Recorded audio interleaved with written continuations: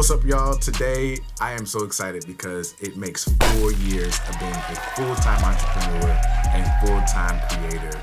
And as I look back and reflect over the last 4 years, January 1 of 2022, I started with my entrepreneurship journey, and there are so many things that I've learned, so many people I've gotten to work with, so many platforms I've been able to get on, so many places I've traveled and vlogged and traveled and worked with different celebrities and other entrepreneurs. It's just been an amazing journey. And so today I'm coming at y'all with 3 things that I've learned over the last 4 years being a full-time creator and a full-time entrepreneur. If you're ready, get your popcorn, get your coffee, because we're about to get into it. Let's go. Ballin' like it's game time. Locked in when it's game time. Yeah, I'm ballin' like it's game time. Locked in when it's game time. So number 1, without faith, it is impossible to please God, but it's also impossible to be an entrepreneur. As an entrepreneur, you never know when your next client is going to come. You never know who they're going to be, what they're going to need, and what the process is going to be like. And so it's really tough to do it and not have faith. You got to have a confidence, number 1, in God, that he's going to take care of you and he's going to provide for you. But you also have to have ultra confidence and faith in yourself, in your skill set, in your excellence, in your gifts, in your processes, that you will be able to meet the need and of your client, and you're going to be able to pay your bills every month. And another thing I'll do is double down on that and let you know that faith without works is dead. What do you mean by that? You can't just have faith and not put any work and action behind it. And how do you do that? You print out some 4x6s and put them on people's cars about your new business. You go to events and pass out your business card. That's another way. You run ads on social media to make people aware in your city between a certain age and demographic that you're out here and you offer these services.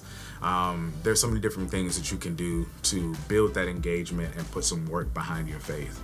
I'll even tell you guys a personal testimony of mine. January of 2022, I did a headshot special, and it was about halfway booked.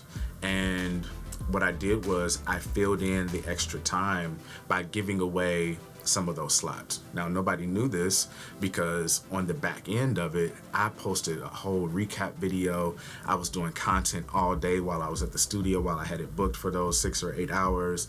And to the naked eye of just following me and watching that content, you would have thought that that was the most amazing day and every slot was booked and we were making money and all that kind of stuff, when really we did about half the bookings and we gave away at the other half. I believe the other half we gave was a seed in the ground for, my future and getting exposure, and, those people having images that I created. Some of them have come back to do actual photo shoots as well. And so that's just another small testimony, is that, at the beginning, you can't despise the small beginnings. You got to find a way to fill the gaps and make it look really, really, really good.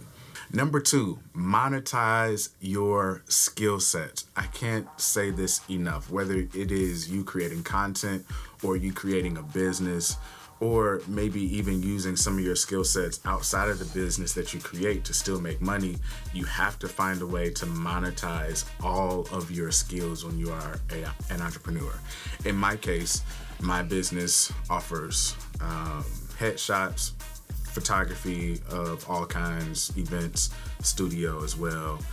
We do voiceovers, we do video projects, we do studio interview video projects, we do recap videos, we do promo videos, we do all different kinds of things that have to do with video. And also I do music as well. There's so many different things that I do. In addition to that, I do content for social media, and I'm working to get monetized on TikTok and on YouTube and Facebook and Instagram and all these different places, and get myself to a place where I can do brand deals and things of that nature. So I am literally diversifying my skill sets in a way that I can literally make money out of any of them.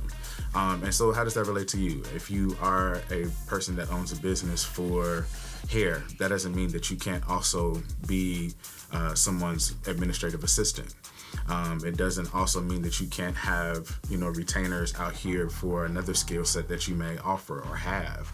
I think entrepreneurs get stuck because they have a dream and they want to do this one thing, and maybe it's outside of the specific niche, but it still can make you money. I think that there's a way for you to make room within your business to do your business, but also use your other skill sets to bring in multiple streams of income that can help you to meet your bills and meet your responsibilities every month. Because truthfully, all the time, it wouldn't be what it is for me if I did not have some of those other skill sets in use. And one of the ways that I do that is with retainers. I have music retainers, I have media retainers with clients that every month I have responsible for doing certain many rehearsals and so many performances.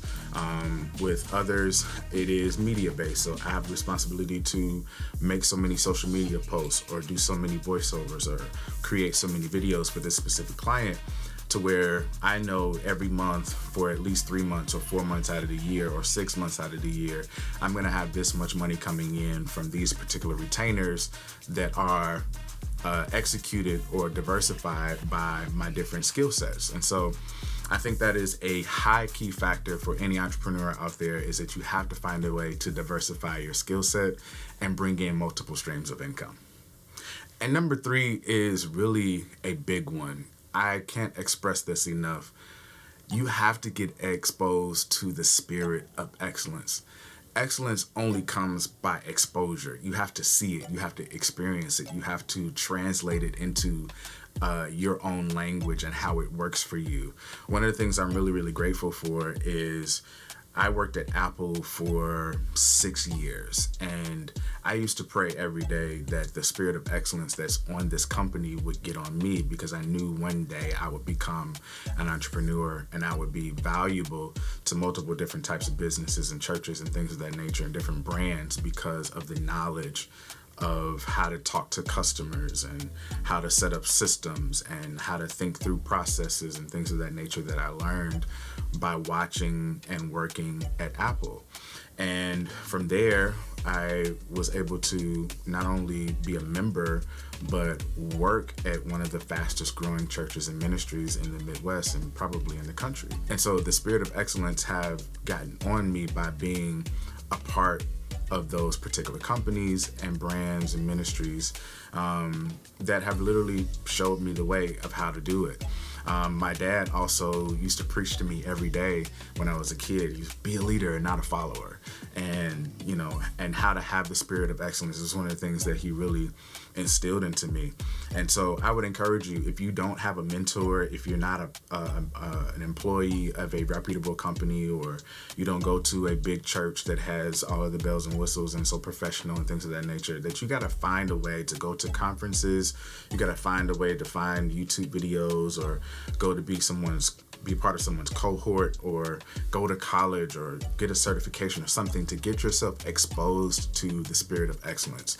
The spirit of excellence doesn't just come upon you by osmosis. You have to be exposed to it. You have to see it. You have to hear it. You have to be a part of it. You have to work through it in order to get it on you. And that way, the spirit of excellence, it makes you do things that other people would leave undone.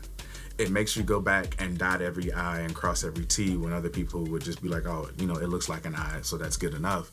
The spirit of excellence goes the extra mile to set it up and make it look beautiful and make sure that it's excellent and make sure that it's top tier in every way. And that's one of the things that I really, really pride myself on, is that excellence is a standard and not a goal. And I have that in my email signature. So whenever someone sees an email from me or I send an email to them, they see that. And I think it elevates the palette that they have, of expectation when they're working with Tom Ross Music and Media, is that they know they're going to get an excellent product at the end of the day. And so I hope those 3 things helped you. I hope those things were a blessing to you. I hope that you can find a way to incorporate those 3 things into your business or into your process of becoming an entrepreneur. But I'm really, really thankful to be here at this point, and 4 years in, I am looking to expand. I'm looking to grow further and gain more clients and be on new stages and get new platforms. It's gonna be great in 2026. So Happy New Year, everybody. Those are 3 things that I've learned being an entrepreneur for 4 years, man. It's been crazy. So like this video, subscribe to the channel for more content. We're coming with more content in 2026. And thank you guys for 2,000 subscribers over Vlogmas. If you didn't watch Vlogmas, I definitely suggest you go and check it out. Not every video was about Christmas gifts and Christmas shopping. I definitely threw in some crazy amount of value in those videos over the last 25 days of 2025. So I'll see you on the next one. Peace.